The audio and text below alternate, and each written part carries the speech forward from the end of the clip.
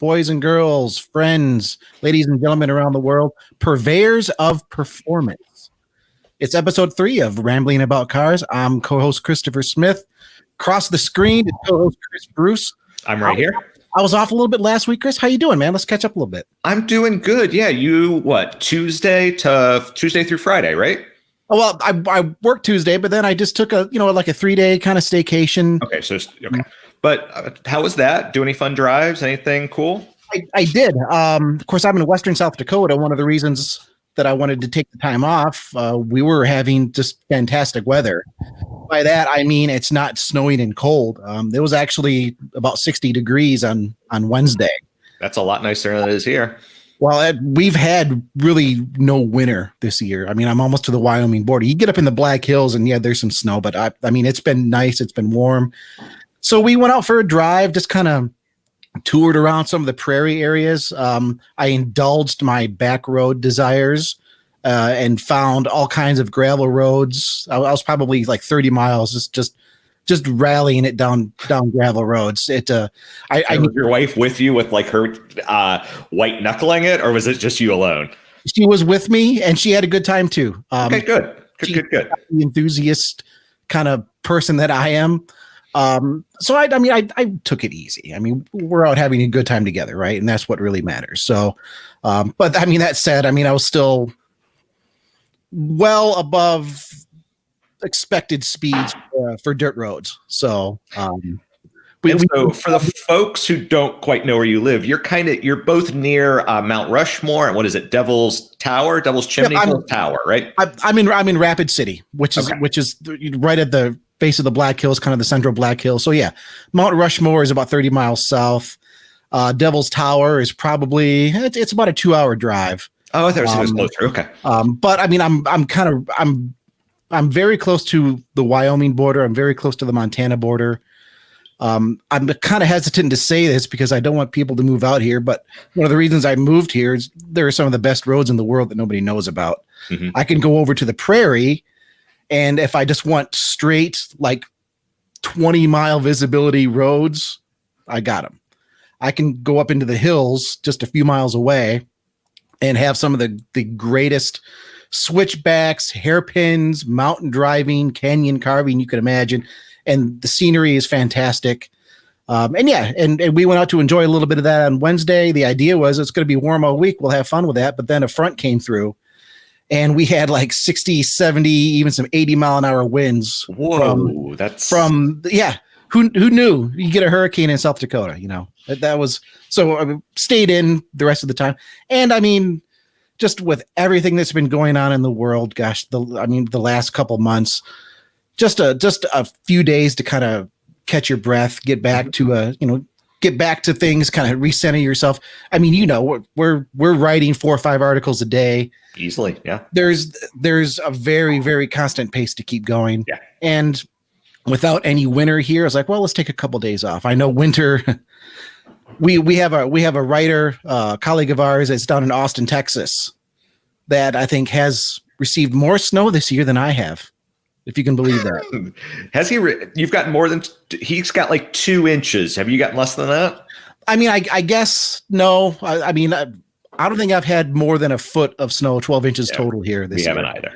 I do have a relative that moved to Oklahoma, and I know he's definitely had more snow than I've had. So it's been a weird year.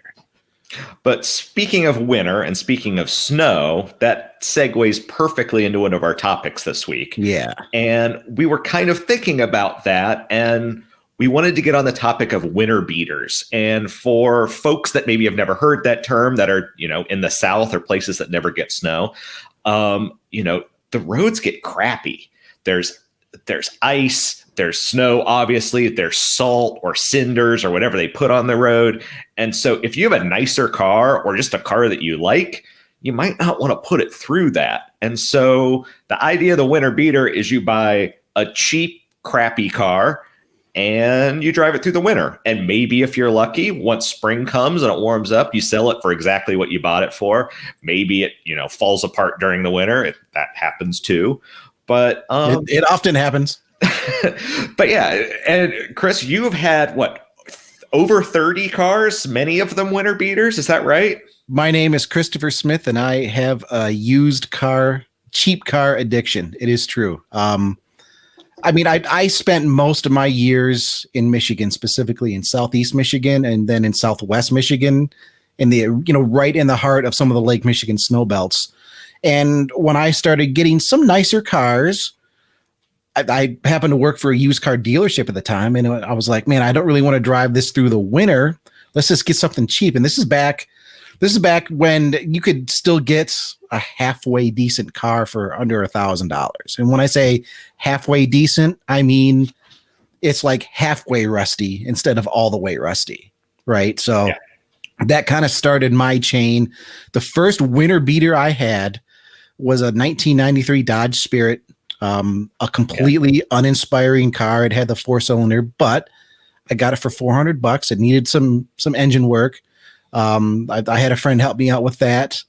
I cleaned it up. I'm pretty good with body work, detailing. So, made sure it was maintained, cleaned it up in the winter. I think I had like $1,000 or $1,100 into it, sold it for $1,700 in the spring. Yeah. So once you do that once and you sort of get hooked, and what I didn't expect to happen was I started to really have a passion for these just old beat up cars that after 10, 15, 20 years, they have their own endearing personalities. I wouldn't see, a broken window switch has necessarily a fault. It's just, it's a unique characteristic of this car. And I've had Volkswagen GTIs. I've had more Taurus shows than I probably should admit. Let's see, Ford Contour in there. Oh gosh. Oh, I had a beautiful 91 Escort GT that was like horrendously rusty. But it's just the rear springs had like blocks on the springs from the previous owner, presumably because something was broken back there. So it basically had solid rear suspension. It was not a good riding car, but just, for reasons I can't explain, I loved it. I had Subarus, wagons, sedans. Right? I had two Legacies. Oh, two Legacies. Okay. I had a wagon, and then I had a 91, if I remember correctly, the turbo, the sports sedan turbo. Oh wow! Yeah. Rare, because it had the good diff in it. Of course, it was the EJ22, the closed deck engine. I think it's the EJ22 or maybe the EJ. Is it 20? I can't remember. Yeah. It was the good engine, but it was terrifically. It was. I should never have bought it. I broke my own rules because I fell in love with the car before I even looked at it, and it was actually leaking gas while I was looking at it. That's like one of my rules. Okay, leaking gas, walk away. Yeah. And I was like, well, it's not leaking that much gas. So yeah, it was bad. But we're going to do a little challenge here today. We are, yeah. So with that in mind, we kind of thought. So I initially came at you. I said $5,000 budget, and you came back at me and you were like, "No, that's too easy. $1,000." I'm like, dude. So I am an inveterate Craigslist lurker. I legit look at Craigslist every day, and like have my own like year sub 2000. I look at Toledo, Akron, Canton, Cleveland, and Columbus every day because those are kind of in my. I could get to any of those places, and I'm always looking. And I know these days finding $1,000 car is a challenge. From what I've heard, Cash for Clunkers, it really decimated that market for the really, really cheap stuff.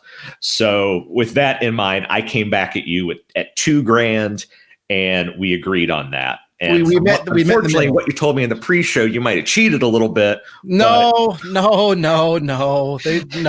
I'm sure if I offered some money for these cars, I could get them for under $2,000. Okay, fair enough.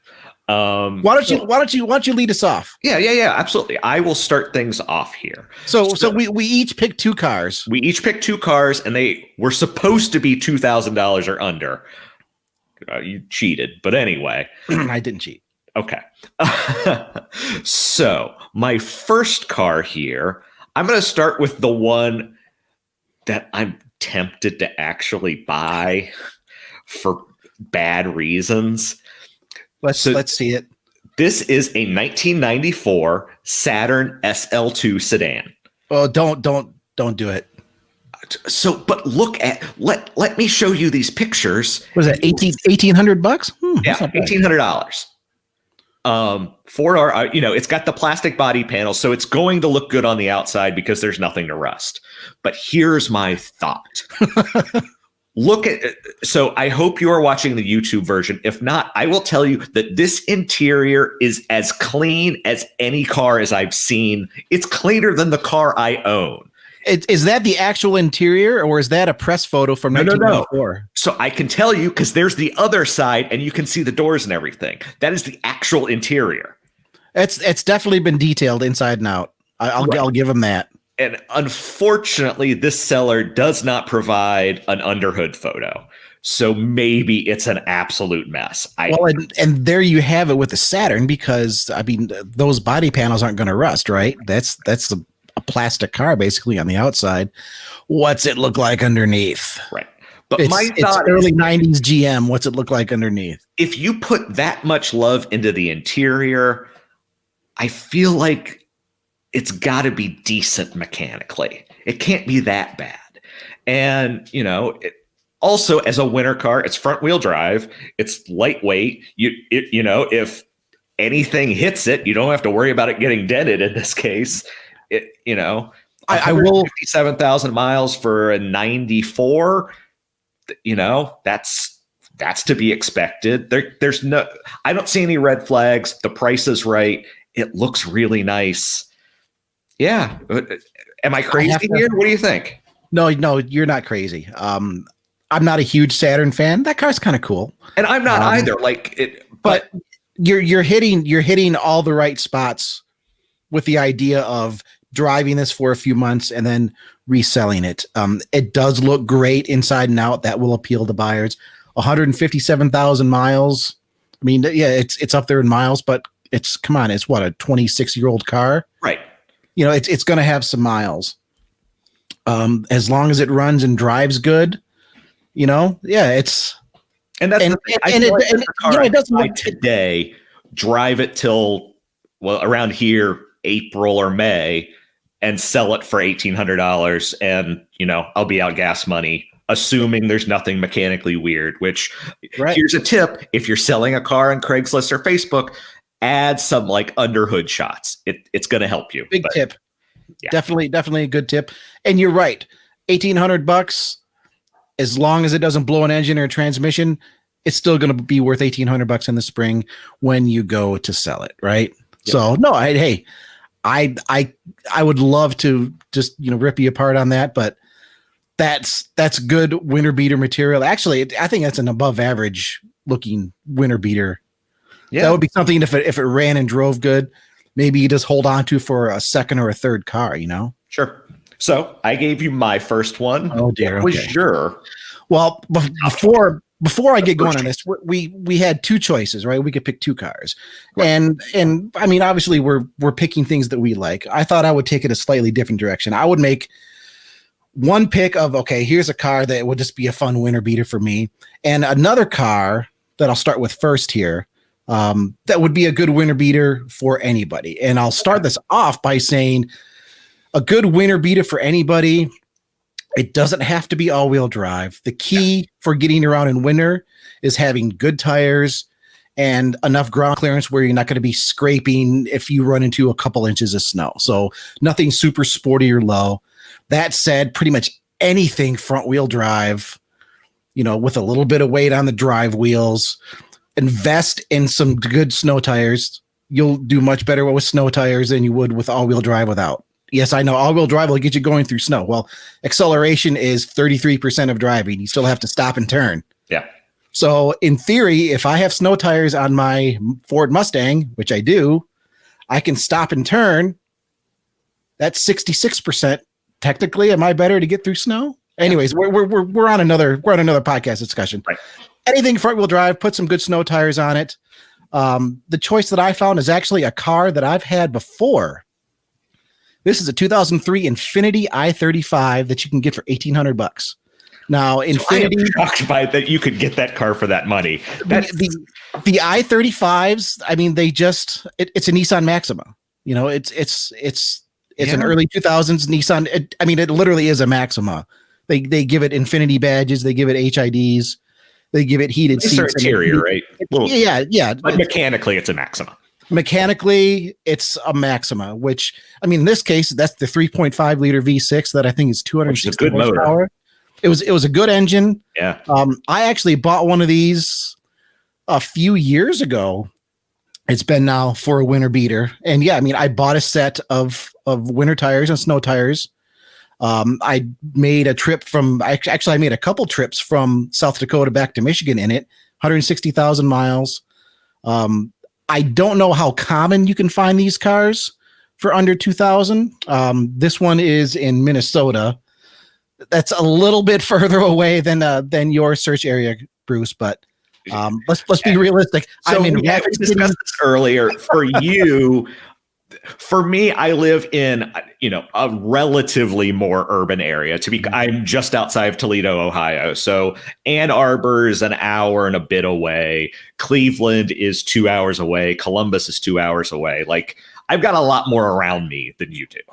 I have Rapid City, which is about 75,000 people, and then I have nothing. Yeah. 4 hours. I mean, realistically, Denver is about 6.5 hours away. Whoa, that's the biggest city by far anywhere near me. So yes, I didn't cheat again. I expanded my search area a little bit. I want to say I bought my Infinity for like $2,500 though. Okay. And it had a lot of hail dings in it, but I mean, I got the hail dings removed. This one, it's got 200. It looks like. I'm just curious. Yeah, we've got interior pictures. I mean, okay, that's nice. I mean, they're nice inside. Like I said, it's really just a dressed up Maxima, but this can give you something with a little bit of luxury. Sure. It'll have heated steering wheel. It'll have heated seats. Mine actually had like the old school navigation where you put in various CDs to bring up the map. Yeah. The downside on this one is got 262,000 miles. That'll be a hard sell to anybody because it is getting up there, but sure. the car looks pretty clean. It says it's been maintained well. It does say it uses a half a quart of oil every 1,200 miles. So that's kind of but I mean that's flag. A quart between changes. You know what I mean? If the valve stem seals are a little weak or the piston rings are a little weak, I mean it's a winter beater, right? So $1,800. I go toss them $1,400. They'll take it. Exactly. Yeah, 1,500. You say, oh, you're asking 18. Here's 15 cash. What they're not going to say no. You're going to drive it for 3 months. You're going to get your fun out of it, and you'll sell it. Even if you sell it for $1,000, you lose $500. That it is what it is. And anybody who lives where it's cold will appreciate heated seats and a heated steering wheel. Yeah. And with a set of snows on that thing, there is no place you won't be able to go unless you're trying to climb the side of some hill in 2 feet of wet snow. Or just think about a normal commute. Like you're gonna, yep. It's a car you'll be able to drive to work, no problem. And if the Infinity thing doesn't do it for you, substitute this for any front wheel drive generic sedan from the last, from 15 years ago. And that works for you, right? I think that's a good choice. The oil thing would give me pause, but it is what it is. But for $1,800, again, that you're not going to drive, it's not a car you're going to keep. That's not right here. Well, and I did do some maintenance on mine. I mean, I had to replace a motor mount, and I didn't think it was terribly difficult to work on. You look at this engine photo and you think, oh my God, that's shoehorned in there. But that engine cover is just massive. You take that engine cover off and things are actually fairly accessible. I enjoyed the hell out of the car, to be honest. Very cool. Well, I think that means it's my turn again. It is your turn for number 2. How you don't need all-wheel drive. And you're right, you don't need all-wheel drive. But what if you can get all-wheel drive? What if that's available? So I found a 2006 Subaru Forester X, which I looked it up. That was the base model. It is $1,860, 230,000 miles, which admittedly is a lot. Like I can't fight that. But I actually found one that was slightly cheaper than this with slightly more miles. But I liked this one because I felt like the seller was so honest. As you read, basically, the guy's done maintenance on it. It's got new catalytic converter, upgraded exhaust, spark plugs, wires. He claims it's always been oil changed. So it's been a car that's been loved. You can see in it that it's got a car seat in it. So clearly the guy thought it was safe enough to take his kids in it. It's got the nice rubber floor mats in the back and the cargo area. Like, you're right that front wheel drive is all you need. But if you can get it for the money, for $1,860, which means, like we were saying, $1,600 probably. If you offered it to him, you would take it. That's a pretty nice car. Like, yeah. Does it come with an extra set of head gaskets? Well, no, it doesn't, which could be an issue, admittedly, with this type of Subaru. Is that now? I know head gaskets were an issue on the earlier the Legacies. The cars like from the late 90s into the early 2000s. I'm not as familiar with some of the later cars. I don't know if that was actually still really an issue in 2006. It's right on the cusp, I believe. Mm-hmm. I do know they fixed that eventually, and I can say that because my wife and we have a 2012 Outback with the 2.5 and haven't had a bit of issues with it. We've had it since 2012. We bought it new. So, it's going to vary. I think this one's going to be right on the cusp, but if it's made at 230,000 miles, it can probably make it one more winter. And, at least it has definitely, from what the listing says, it's had some maintenance done. So the person behind it, it wasn't completely, it wasn't run into the ground. So, right. Yeah. Yeah. I tell people a lot, you don't need all-wheel drive for winter. It certainly helps, especially if you have good tires. I stress tires over everything else, simply because accelerating is only, like I said earlier, it's only part of the equation. I could accelerate just as good as an all-wheel drive car in something front-wheel drive with a good set of snow tires versus all-wheel drive with some sketchy all seasons. And I agree with that. I'll take that. I'll take that. That's a challenge to anybody out there. I'll take that to the bank.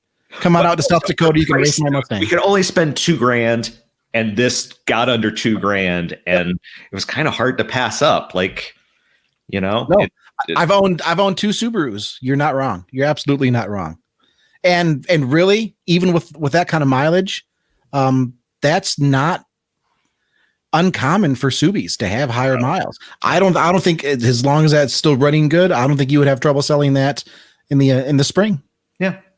Okay, so we've been talking a lot about front and all-wheel drive, and I know what your pick is. Yes. Someplace else. Yes, you do. What I agree with, because my grandmother had, I think, basically this car, and she never had an issue with it in the snow. So go ahead.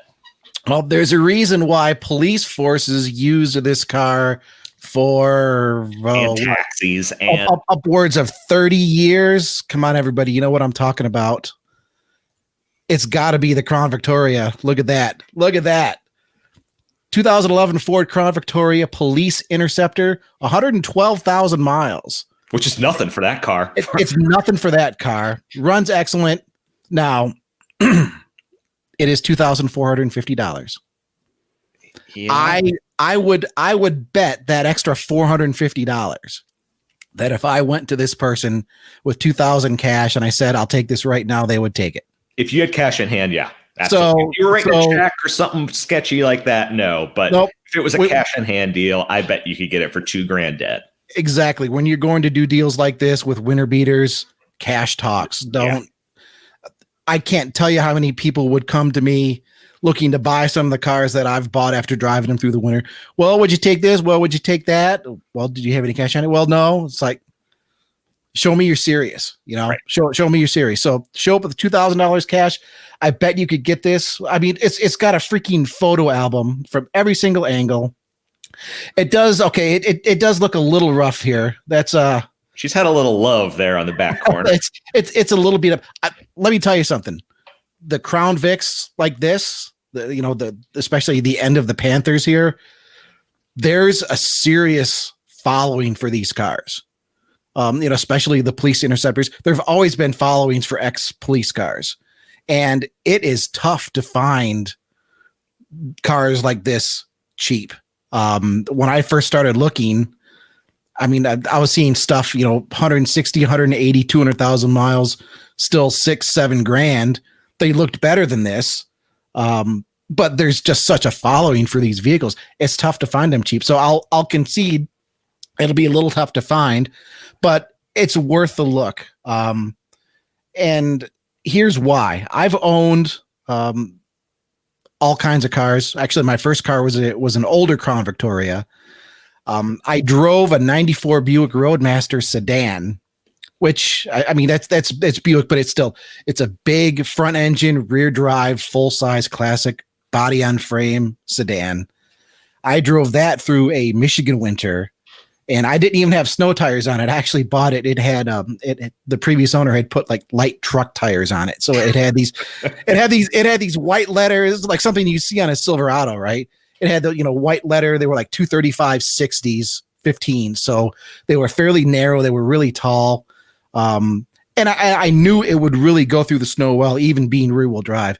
And it did. I mean, I literally drove it about 2.5 miles down an unplowed road to get to the job that I had at that point. This was during one of the bigger blizzards that had hit Michigan that year. The road was unplowed. I would go anywhere from, I'd be on dry pavement where the wind had blown across the street to I've got to climb a hill and it looks like it's drifted about 2 feet deep. And this car went through it without any snow tires. I did have a little extra weight in the trunk just to be on the safe side. That's what I was going to say. Throw some sandbags in the back. And the other thing is that because of the long wheelbase, and this is something a lot of people don't think about, is that if, say, you're in a situation when they do start to slide, a longer wheelbase makes it easier to catch. It's it's not a sports car type thing. It's kind of a much slower type. Yep. Yeah. It's easier to catch, and I'll be blatantly honest here. There's tremendous fun factor in that. Yeah. I love opposite lock. As long as you're smart about it. I mean, the average person isn't going to get into this car and drive it through winter because the average person, sadly, isn't that interested in the act of driving, of being really involved. They just want to get in, go to point A to point B. This is not the winter car for you. This is a winter car for somebody that still needs something that'll get them through the snow, get them through the hard times, but still has plenty of fun factor. You put a big V8 up front, driving the wheels and back, especially with a good set of snow tires, you would be jaw dropped at the places you could go with that car that you would never imagine you could go. So I would even pay the extra $450. Go ahead and I cheated. That's okay. This car is worth it. The other thing I wanted to bring up is that because there are so many of these in police service and taxi service for so long, parts are nothing. Like, right. If there's anything that needs to be replaced, even though it's an older car, because there are so many in fleet still, you can still get parts for them at AutoZone or, whatever. Parts are everywhere. Parts are plentiful. And as long as you don't completely tear it up, heck, even if you blow an engine, you can get a 4.6 engine at the junkyard. Sure. Pretty cheap. And it's you're not going to lose your head on it because the Crown Vic, there's a following. The ex-police cars, there's a following. I do it every day and twice on Sundays. Yeah, I can't that specific, rear wheel drive, I wouldn't suggest an MR2 for your winter beater, but that specific one, that big sedan. Oh, you had an MR2? I haven't had an MR2, but you know what, with the mid-engine with extra weight on the back, I bet that would surprise you too. It probably wouldn't turn quite as good. I really want to try a Corvair in the winter. I mean, people had to have done them. I know they did it, Yeah. and you see them every now and again. Rear engine Corvair. I mean, look at all the 911s that have done rally. Sure. Yeah. You know, Yeah. as long as you have weight over the drive wheels and some good tires front and back, Yeah, go for it. That's a fair point. Yeah. That was fun. That was a fun conversation. I really enjoyed that. This is where it gets dangerous, because after the podcast, what are you doing? Probably the same thing that I'm doing. Well, let's jump back on Craigslist. Let's see what's here. No, exactly. Let's go to Detroit Craigslist. Maybe there's something cool there that I haven't seen. Yeah. Oh my God. Yeah, I've done that a few times. Well, let's look at Craigslist where I used to live. Exactly. Oh, I know where that car is. It's only like an 8-hour drive. Well, that's why I look at Akron Canton, because my parents live in that area, and I could always be like, so Dad, there's this really cool Subaru XT6, and he only wants $1,200 for it. So if you could just, that type of thing. Yeah, swing by. Go ahead. Why not? But we need to move on, because we have something special that Bruce is going to read here that does kind of connect with Subarus. I know you were talking about Subarus for winter. Before we jump into that, if you're listening and you like what you hear, or if you don't like what you hear, follow us, subscribe. We're on YouTube. We're on Spotify. We're on Apple Podcasts. Like us, subscribe. We're on YouTube, and please subscribe there. Our boss/friend Clint Simone would beat us up if we didn't tell you to subscribe there, because he keeps telling us, tell people to subscribe there. So subscribe on YouTube. And Clint, Clint handles a lot of the video productions that you see. Yeah. As far as new car reviews, other content that we have on YouTube. We don't just have our podcast on our YouTube channel. We have all kinds of awesome car content, including some special drag races that we've done recently. So you'll definitely want to check us out there. Yeah. And you'll also want to email us at podcast@motor1.com. For right now here, you've got some good winter beater ideas. We love to talk with our listeners. So Bruce, why don't you take it away here, man? Absolutely. So I'm going to ask you real quick, Smith. Do you have the image, the rendering that our reader pulled up still that you can share? I do. Let me switch things around here, because I unfortunately did not open it. I've got it right here. Okay. So we got one fan letter last week. We got one fan letter 2 weeks ago, and we also got one fan letter last week, and we're going to read that just like we did 2 weeks ago. So if you have ever wanted to hear your words read on podcast, email us, because at this point it seems like we'll probably read it.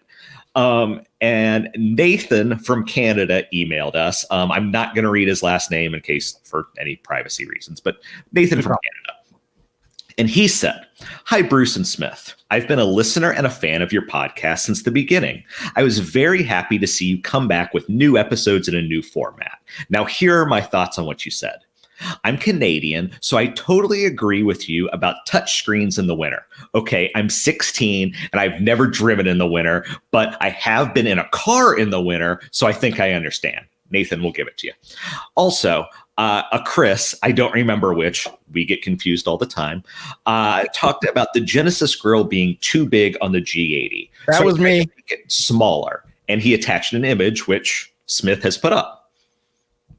And you can see he did make the grill slightly smaller. I mean, it's slightly smaller. And yeah, that was me, because I'm not a big fan of the bigger grills.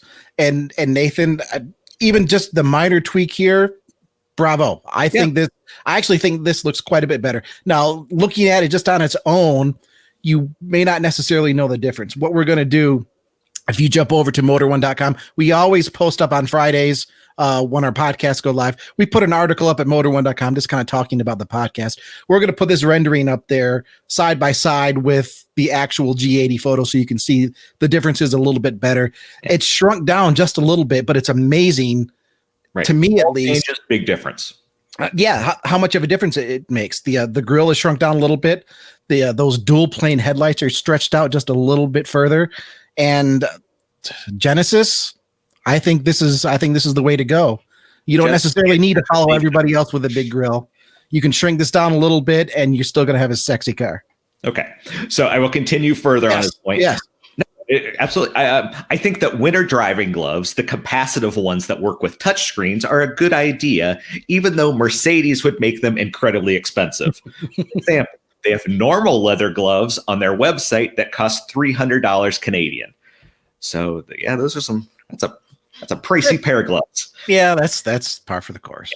You also briefly talked about Mercedes voice control, and I asked myself, why don't they call their assistant Benz? It would make sense. First, you don't have to activate it when you talk with someone about your Mercedes. Nobody talks about their Mercedes with the full name, calling it a Mercedes-Benz. The other founder, Carl Benz, is not as often honored, so it'd be a great way to honor him. Plus, Apple doesn't call its assistant Apple, they call it Siri. So why would Mercedes call its assistant Mercedes? I think that's a decent point, actually. It certainly makes some sense. Mercedes, I always thought was kind of a clunky thing to say. I mean, a lot of people will say Benz, a lot of people will say Merc, a lot of people say AMG. So whether or not they have an actual AMG, you know what I'm saying? So just basing out what he said, why not name it Carl? Carl. First off, there aren't that many Carls floating around out there. And it would be cool, since a lot of these other voice things often have feminine voices to go with them. You think of Siri and Alexa, things like that. What if Mercedes went masculine and you said, hey, Carl, where's this? It would be a neat Easter egg, but I mean, being Mercedes in German, I would be afraid if I said, hey, Carl, I would get something back like, yes, what do you want? That's a possibility. Carl, do not bother me. And as I get my composure here, Nathan ended with a question. I have a question for you. Do you think a new Subaru Baja / Brat would sell better now than when they debuted? Subaru is rumored to be bringing them back, but I think it would be it would be a small pickup truck rather than a car-based truck like the Baja and Brat. Please continue making podcasts. Have a nice day, Nathan. And so, Nathan, I thought about this.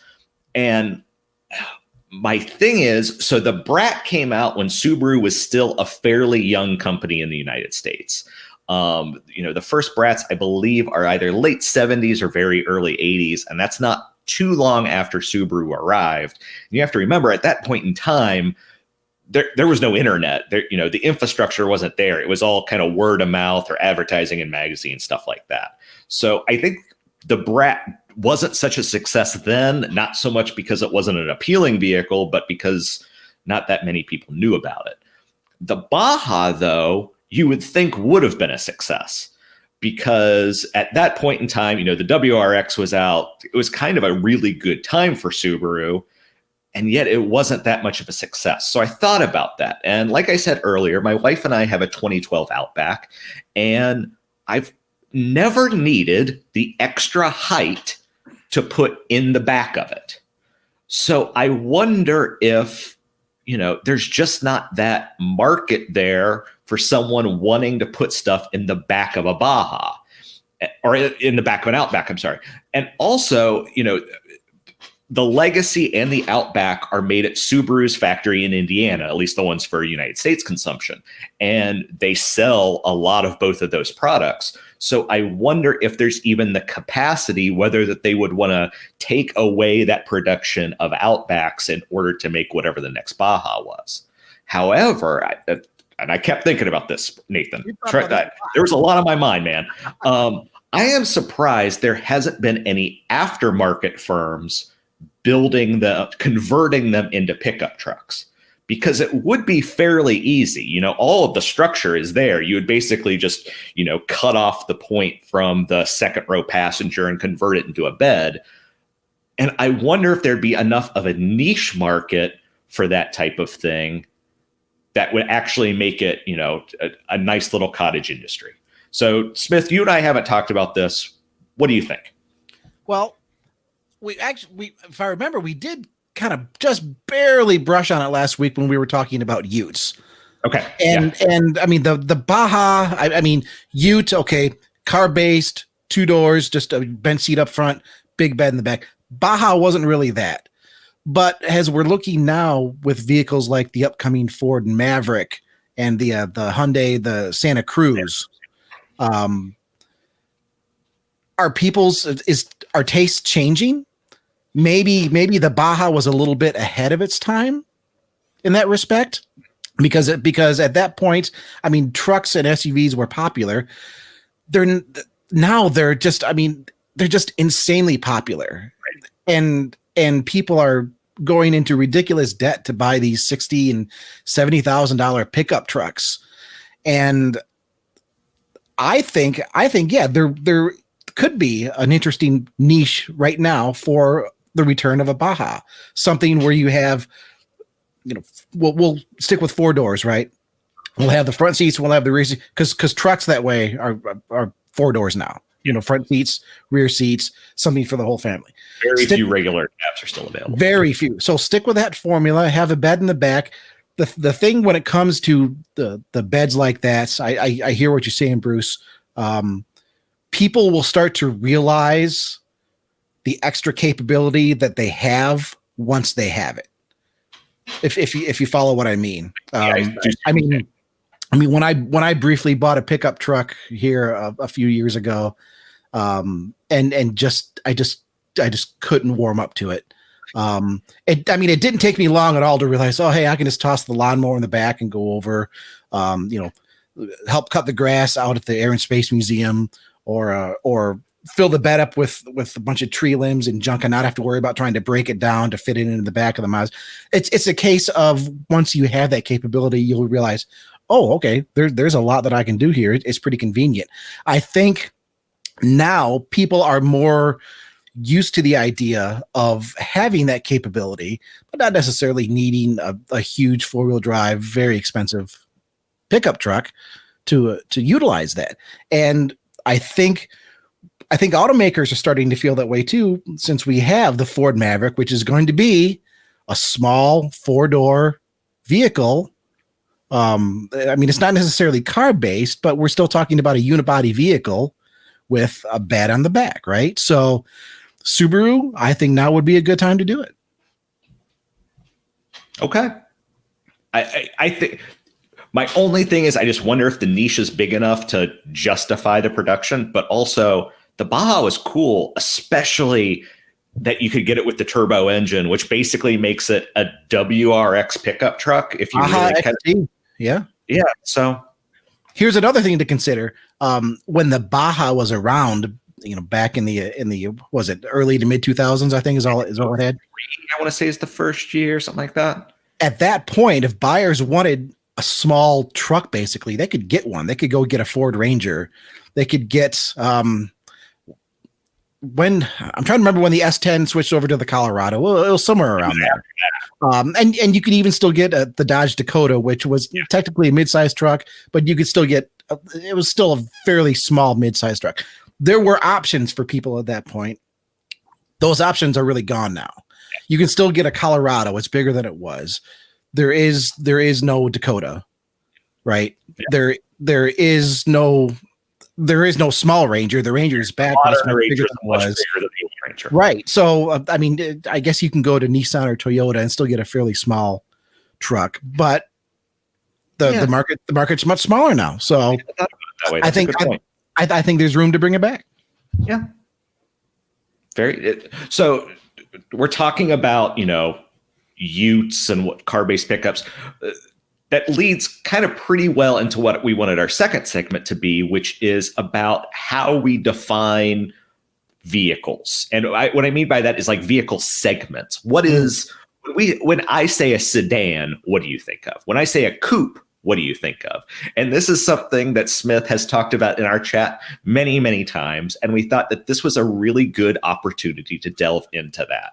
I have a feeling this is going to be like just the first episode of a continual discussion that will come up again and again and again, because I feel like this is going to be a rabbit hole. So many people have different interpretations of the terminology: sedan, coupe, wagon, estate, shooting brake. And there's in some cases, there's clear lineage to where these terms came from. But the terms are also evolving. I mean, obviously we've seen manufacturers evolving the coupe term and using it rather liberally in some applications. But are they really? Is it really that liberal? Once you look at some of the past ideas, conceptions of what these terms actually signify, maybe it's not so much. Yeah, I'm with you. What I find most interesting is kind of the linguistics of cars, or at least in this conversation, the linguistics of cars, where there has been a lot of hate for a long time for the term crossover coupe or coupe crossover, depending on how you want to mix that. And then one of our former Motor One editor and our good friend Steve Ewing was talking about recently how he's learning to accept the crossover coupe. He still doesn't like the coupe term, but that niche, he's starting to accept it. So it's just interesting how over time our opinions and our thoughts about what these terms mean change. Well, let me ask you, Bruce, what is your definition of a coupe? I mean, I got to go with the classic one. That's two doors. Two doors equal coupe. But is that really the classic definition? I mean, I guess technically, yes. Coupes have often been considered, it's something with two doors. Really, though, the defining aspect of the coupe traditionally hasn't been two doors, but rather it's sloping roofline. That's been the primary identifier for a coupe, being the sloping roofline versus the flatter, the more boxy roofline of the sedan. But yes, along with that, generally considered two or three doors. I mean, there are some instances where basically be sort of like a goofy hatchback that some people can call a coupe over time. Another kind of classic definition of the coupe is it's either going to have just two seats, or it's going to have a smaller back seat with smaller leg room than what you would find in a larger vehicle. That almost bleeds into others like that. It does because you think a two-seater coupe. How many two-seater coupes are there? Just about every two-seater you see out there is a convertible, right? Sure. I mean, 911 to some of them, like towards the 80s, that changed. Like 944, you could get, or I'm sorry, RX-7, you could get purely as a two-seater. 300ZX, you could get purely as a two-seater. And you would think of those as coupes, right? Oh, totally. Yeah.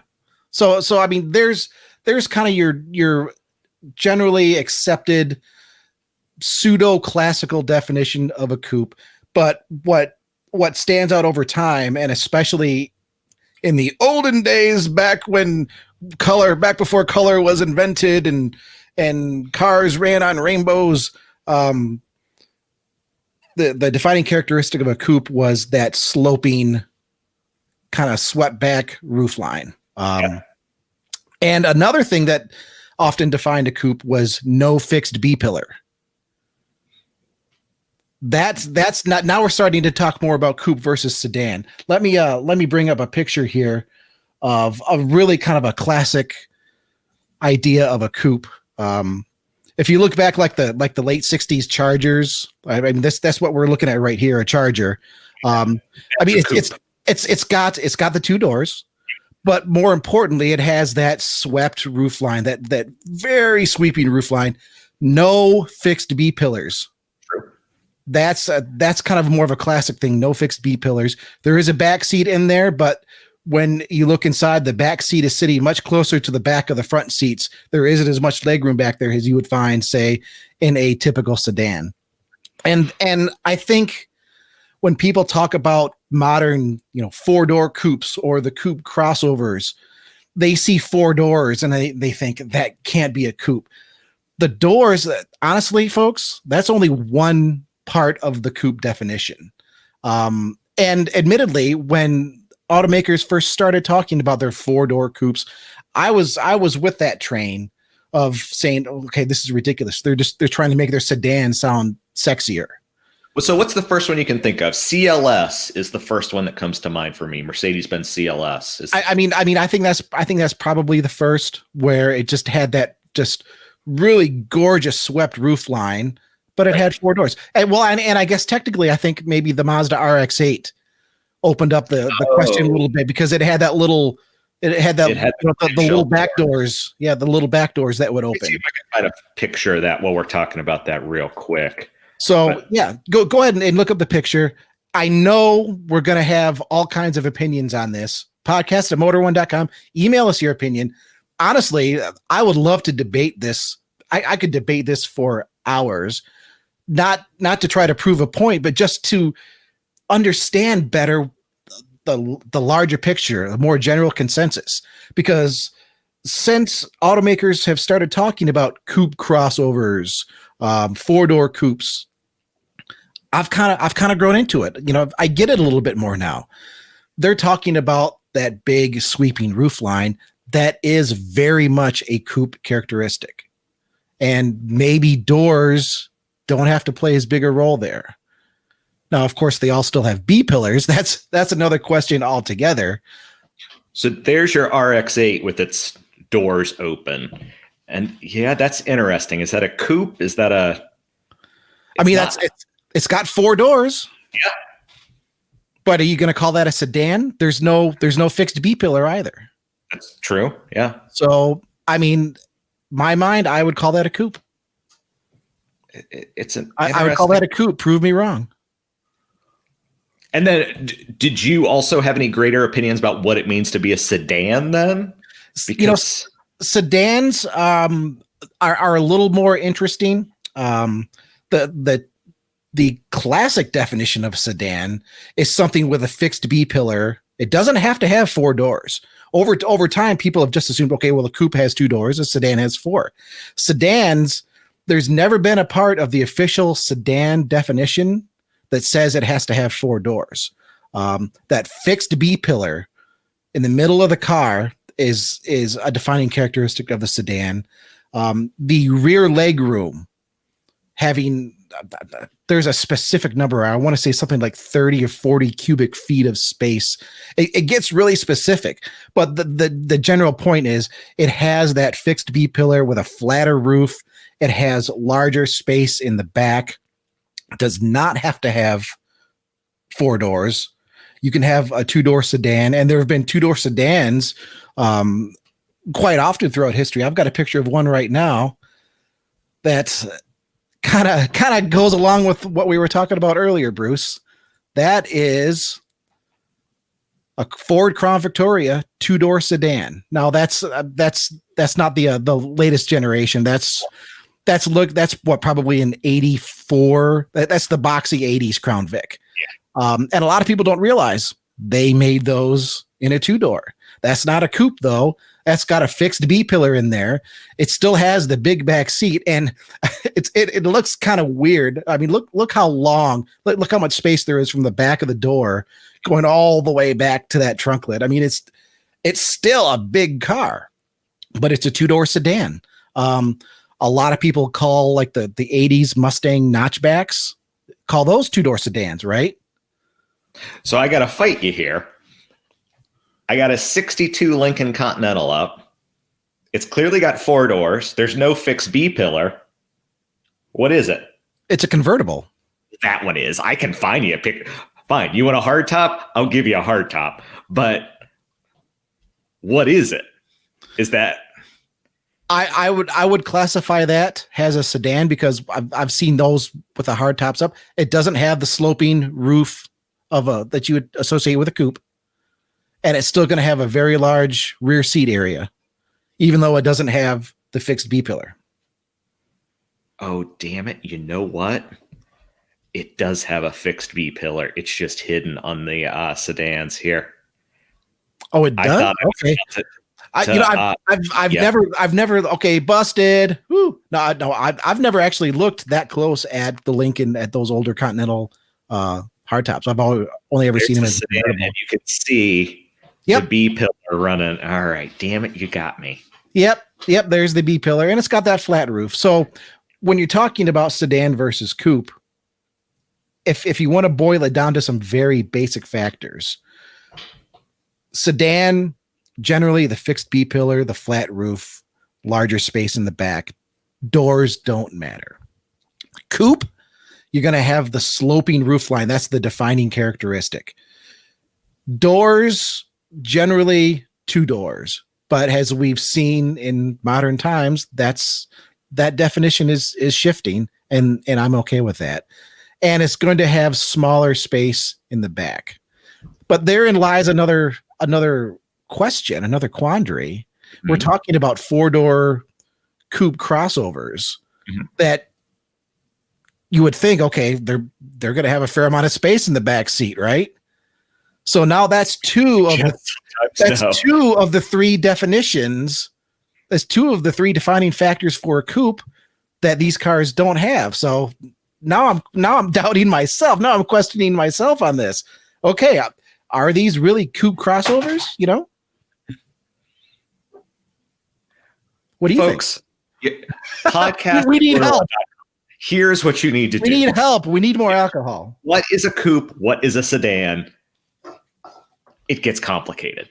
It really does. I mean, we're talking about some basic definitions here, but we've seen just in this discussion how can get blurred so easily.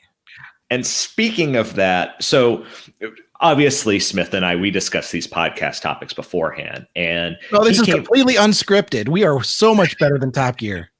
And he came up with the idea of talking about, these different vehicle segments. And I kind of came at it with a very kind of 90 degrees different from that, in that I wanted to look at it from a linguistic point of view. And what got me curious is, what is a muscle car? And I don't mean what is a muscle car, like what is it? When was the term muscle car created, and why was it created, and things like that? So, do you have an opinion on what the first muscle car was? Like, there's kind of a lot of points. It's I've never looked at it in depth, but I remember some time ago being, mildly interested in the origins of the term. And I want to say it goes back to like the late 50s or the early 60s Chryslers, when you started to see the birth of the Hemi head. But I don't have any specific dates. I don't have any specific cars. It's like I'd have to look it up. Somebody I know somebody out there is listening saying, "Oh, you stupid idiot. It's the Chrysler 300 or something like that." And that's a valid answer. I've heard the 49 Oldsmobile with the Rocket 88 is a valid answer. Like, defining what start, What's that? I'm sorry. I said, where does it start? It's so subjective. But what I wanted to figure out is, when was the first use of muscle car? And I got to be honest with you, I didn't find the answer, but I found some really interesting stuff along the way, or at least I found it interesting. And I think if you're a fan of automotive history, and if you're a fan of kind of linguistics, you might find it interesting. And so it's a thread on the AACA was kind of my primary thing here. And they are the Antique Automobile Club of America. And if you like old cars, especially old American cars, I recommend checking them out. They have a really good YouTube page where sometimes they drive stuff. They have a fantastic library, a really, really fantastic library of old car materials. And they'll sometimes go through that on their YouTube page. These guys are A+. But anyway, so there was a thread on there, and it was started January 22nd, funnily enough. We're almost on the anniversary, 2011. So this is nearly a 10-year-old discussion. And it was exactly what I was searching for. Muscle car. Where did this term originate? And the funny thing is, even through multiple pages, through multiple years, no one has an exact answer. But there's some really interesting, like, where it could have come from. So I am going to start with the earliest that they posted. It's got to be earlier than this. It is a 19. Let me get the year right. I believe it is a 65. Yes, this is from the November 1965 issue of Car and Driver magazine. And this was the earliest muscle car in print reference that they had. And you know what? I'm sorry. Let me kind of flying by the seat of my pants here. I'm hoping this is the right one. Woohoo! Got it right. So Chevelle SS 396. New Chevelle SS 396 by Chevrolet. But I want to address you, or I want you to look at the bottom left if you're watching on YouTube. And if not, I'm about to read it to you. If you're tired of hearing a lot about claims for the so-called muscle cars, and I say that because it is in quotes, get yourself a Chevelle, one with measurements and a set of reflexes too, an SS 396. And then right below that, you see the November 1965 thing. No, this is an ad, right? This isn't an ad. Yes, this is this is an ad in Car and Driver. Yes, in the November issue. And so here's what's interesting about that: the fact that it's in quotes means that the term must have pre-existed that, even if the folks on this forum can't come up with an earlier thing, because putting it in quotes says that. Mm-hmm. But it's also interesting. So 65. That's still fairly early. And an SS 396 is something we would still identify as a muscle car today. It was Chevy's, the Chevelle was the midline car. They put the big engine in it. And there you go. So I'm going to take this. I want to say, and I have no evidence to back this up. Please. But I want to say, like 62 or 63 is when it first started to be mumbled, and I think it goes back to Chrysler. But again, I you know what, I'm going to look that up. Now you got to be interested again. Damn it, Bruce! I didn't have enough to do. So again, here is. Let me make sure I got the right one up. Yeah. Here is the earliest headline. So this is a story rather than an ad. Did I pick right? Oh, darn, I didn't. Ignore that. It'll be back in a second. Okay, we're ignoring it. We are ignoring it. And what's also interesting too is, the term muscle car itself is debatable. Because sure. It's applied to cars. If you go up to the wrong person and you say, "Hey, I like your Mustang. It's my favorite muscle car," you could get punched in the nose. Exactly. Because they'll say it's not a muscle car; it's a pony car.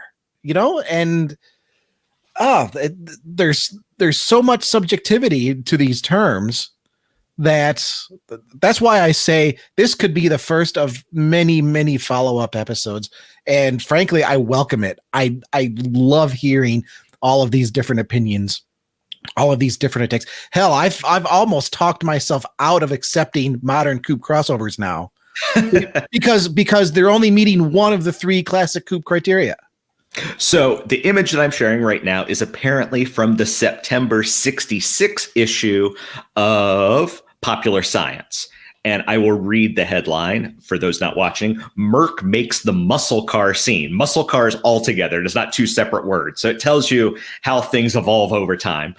With a striped and scooped Comet Cyclone GT that doubles in durability. And we should clarify, in this instance, Merc refers to Mercury, not Mercedes-Benz. Sorry, folks.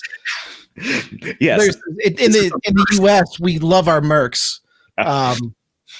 But in this case, it's Mercury. Yes, this is a Mercury Comet Cyclone GT. You know what? I almost missed that too. Good. Yeah. So Mercury's been gone for how long? It's sad. It's out of our decade, 15 years. It's got maybe longer than that. Yeah. But yeah, so this is a car. So it says here in the caption, bold frontal styling and stacked quads, referring to the headlights, give the sleek Cyclone that big car look. Fiberglass hood on test car was poorly fitted. Great job, Mercury, for sending the badly fitted test car to journalists. Potent 335 horsepower mill, boasts big Holley quad carburetors, reworked sparker, and 5,000 RPM cam. Auto Transit's engine is shown here. So, but yeah, it's just interesting. So this is 66. 66, and that's clear muscle car scene. Yeah. And so those were the two really interesting images, but they also had an image from earlier in 65. This one is going to be from the July 1965 issue of Rod and Custom magazine. And I am sharing that now for our YouTube viewers. And there you go. And so what's interesting here is the title of the story is Comparing the Hot Compacts.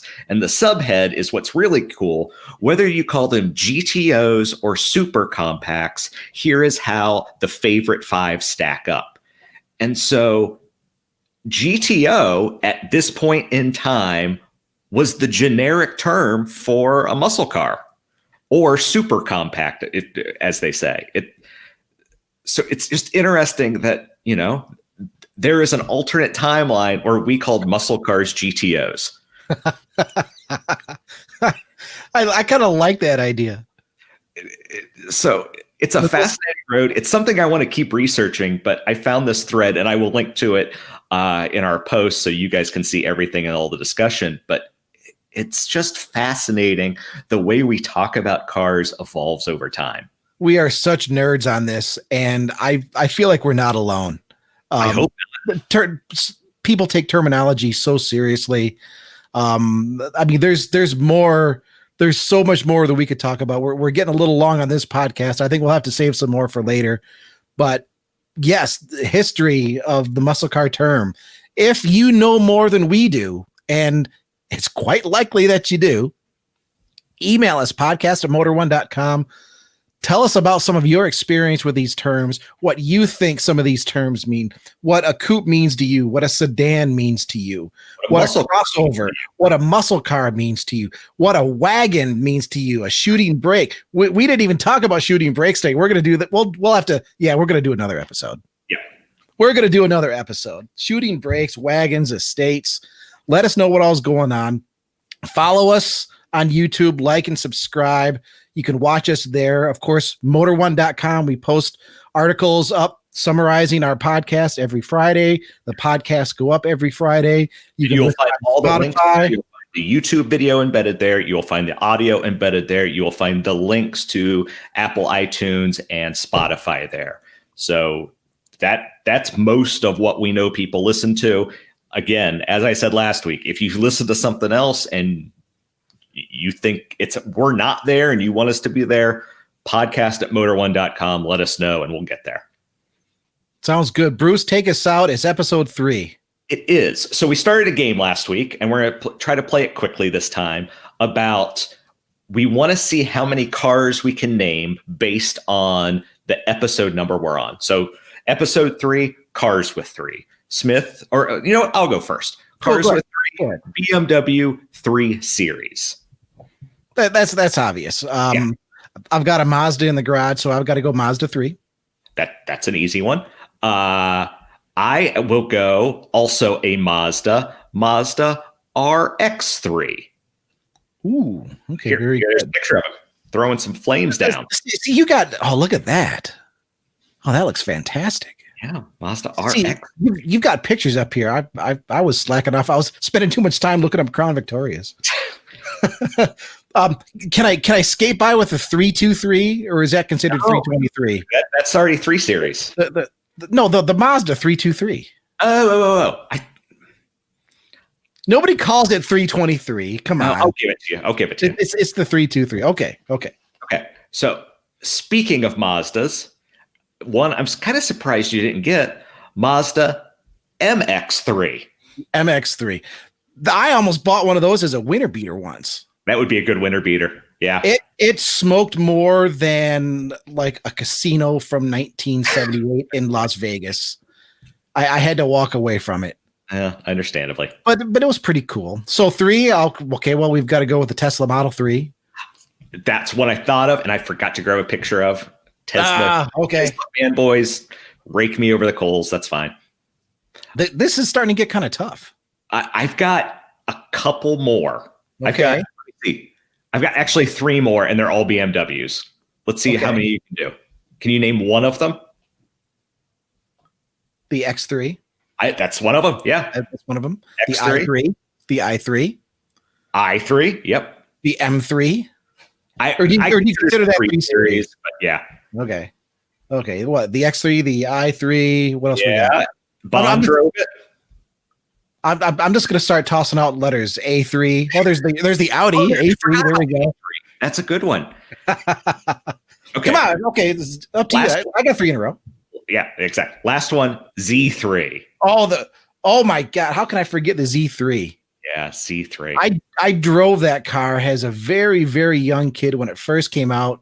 When GoldenEye, I was actually working at a BMW dealership, and that car was just, I mean, it was the thing, right?